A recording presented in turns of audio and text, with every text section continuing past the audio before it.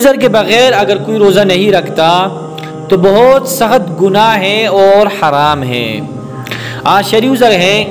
Doctor نے اسے کہا ہے آپ روزہ نہ رکھیں، یا وہ دائم المریض ہے یا کوئی اور وجہ ہے، تو اس وجہ سے شریعت نے اس کو اجازت دیا ہے۔ بعد میں قضا ہو، فدیہ دینا ہو، بہت ساری صورتیں ہیں۔ لیکن اگر کوئی ویسے روزہ نہیں رکھتا تو بہت بڑا گناہ ہے، حرام ہے اور سخت گناہ ہے۔ اگر کسی آدمی نے بلا عذر رمضان کے روزے نہ رکھے، بعد میں افسوس ہوا اور اس نے قضا روزے رکھ لیے، یعنی کسی نے روزے نہیں رکھ لیے، شروع میں روزے کھا لیا، بعد میں اس کو افسوس ہوا یار میں نے روزہ کھا لیا، اور اس نے تمام روزے قضا رکھ لیے،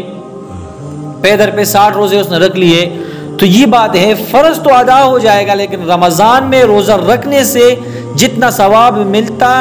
ہے وہ نہیں ملے گا۔ بعد میں اگر وہ 60 روزے پے در پہ رکھتا ہے ایک روزہ کھانے کی وجہ سے، لیکن وہ ایک روزے کا جتنا ثواب ہے وہ نہیں ملے گا اس کو۔ حضرت ابو ہریرہ رضی اللہ تعالیٰ عنہ سے روایت ہے، آپ نے فرمایا کہ جس آدمی نے عذر اور بیماری کے بغیر، یعنی کوئی عذر نہیں ہے اور بیماری نہیں ہے، اس کے بغیر رمضان کا ایک روزہ چھوڑ دیا تو عمر بھر روزے رکھنے سے بھی ایک روزے کی تلافی نہیں ہوگی، اگرچہ قضا کے طور پر عمر بھر روزے بھی رکھ لے۔ کتنی بڑی بات ہے، زندگی بھر روزے رکھ لے، جس نے رمضان کا ایک روزہ رکھ لیا اس نے 60 روزے پے در پہ رکھ لیا، سب کچھ رکھ لیا،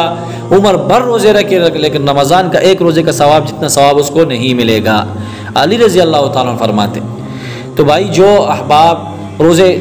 بلا عذر، کوئی عذر نہیں ہے، وہ روزے کھاتے ہیں تو اس کو چاہیے ڈرے